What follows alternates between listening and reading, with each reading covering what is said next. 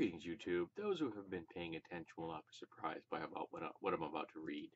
The president was apparently unaware that not all, in fact, the vast majority of welfare beneficiaries are not black as recently as last March, according to a new report.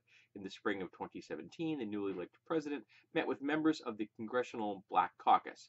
During that meeting, one of the members mentioned to Trump that welfare reform would be detrimental to her constituents, adding, not all of whom are black, according to NBC News.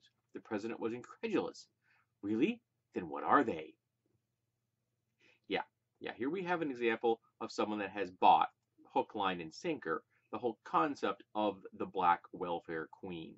Now, it's important to remember that the welfare program, when it was instituted originally, was a program designed to make sure that mothers had enough money to stay home and raise their children. It was a program intended to keep women at home and have enough money to live on so they could raise their kids. Okay, that was what the program was originally designed for. And of course, it was exclusively offered to white women.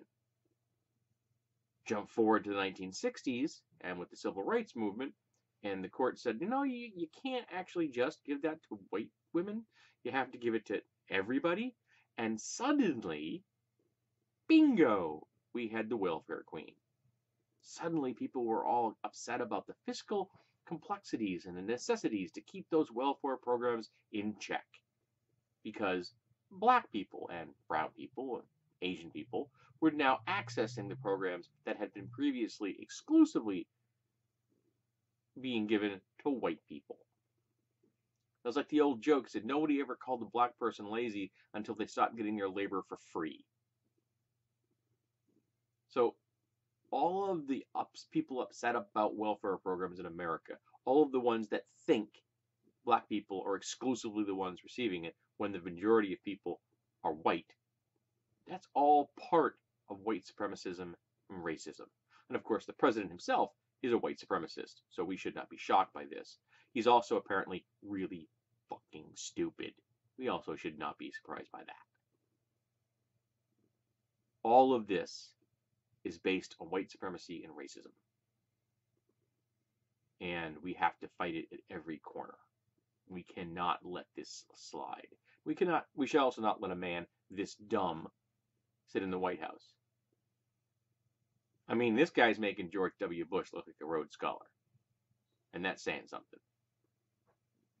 Though I hear that Bush is actually quite good at painting. I've seen some of his pieces. He has a good eye.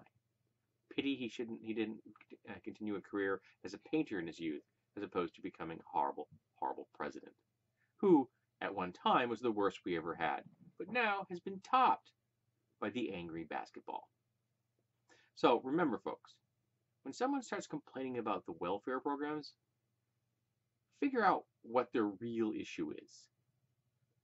Ask them if they know that the average person that is on welfare is white and stays on the program for only 3 years. Because nobody wants to be on welfare, folks. Nobody.